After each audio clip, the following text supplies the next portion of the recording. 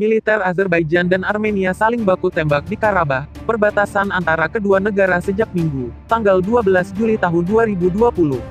Setidaknya 16 tentara dari kedua belah pihak telah tewas dan puluhan lainnya terluka akibat insiden tersebut. Kejadian itu disebut sebagai insiden terburuk kedua negara sejak 2016. Armenia dan Azerbaijan merupakan pecahan dari bekas Uni Soviet di Kaukasus.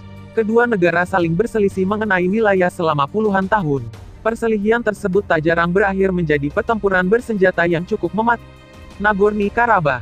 Perselisihan utama antara Azerbaijan dan Armenia adalah persebutan wilayah Nagorno-Karabakh di perbatasan kedua negara. Pada 1921, pemerintah Uni Soviet menggabungkan wilayah yang didominasi etnik Armenia dan etnik Azerbaijan tersebut.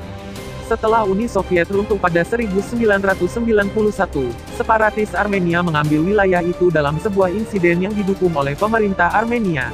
Tidak terima wilayahnya direbut, meletuslah pertempuran antara Azerbaijan dan Armenia yang menewaskan 30.000 orang. Ratusan ribu orang juga menjadi korban dan mengungsi dari rumah mereka. Pada 1994, Azerbaijan dan Armenia melakukan gencatan senjata yang dimediasi oleh Rusia, Amerika Serikat, AS, dan Perancis. Namun, pertempuran antara kedua negara masih sering meletus. Pada 2016 terjadi bentrokan hebat yang menyebabkan sekitar 110 orang tewas. Pemberontakan dan dinasti. Armenia telah diguncang oleh ketidakstabilan politik dan ekonomi sejak negara itu memperoleh kemerdekaan dari Uni Soviet. Kepemimpinan negara pasca Uni Soviet menekan oposisi terhadap pemerintahannya. Pihak oposisi juga dituduh memalsukan hasil pemungutan suara. Tuduhan tersebut sebagian besar disinyalir bertujuan untuk mengamankan kepentingan Rusia.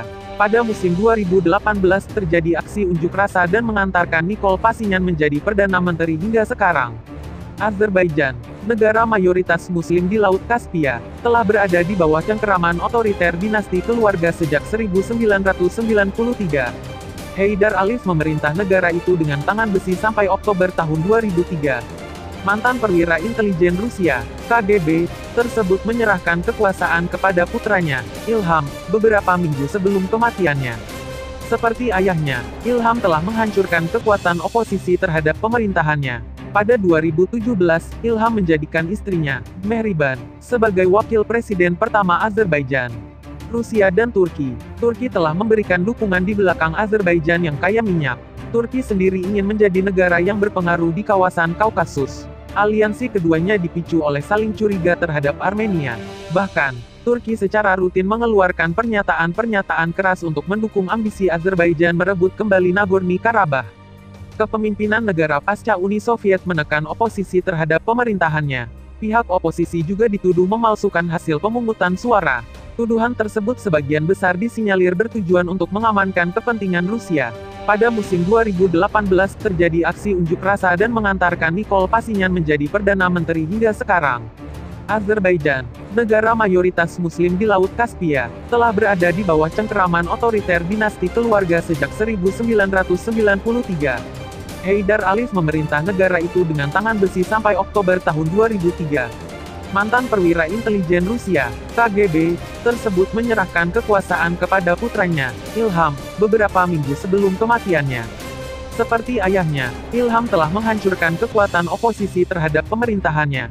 Pada 2017, Ilham menjadikan istrinya, Mehriban, sebagai wakil presiden pertama Azerbaijan. Minyak dan diaspora. Azerbaijan baru-baru ini mulai menginvestasikan pendapatan minyaknya ke sektor lain untuk merombak citranya di mata negara-negara barat. Negara tersebut telah berinvestasi dalam beberapa kesepakatan berjumlah besar, termasuk kejuaraan sepak bola Euro 2020, yang ditunda karena pandemi virus corona.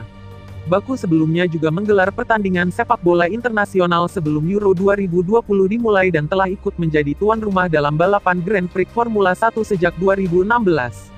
Azerbaijan juga telah berusaha mengajukan diri ke negara-negara Eropa sebagai pemasok energi alternatif ke Rusia.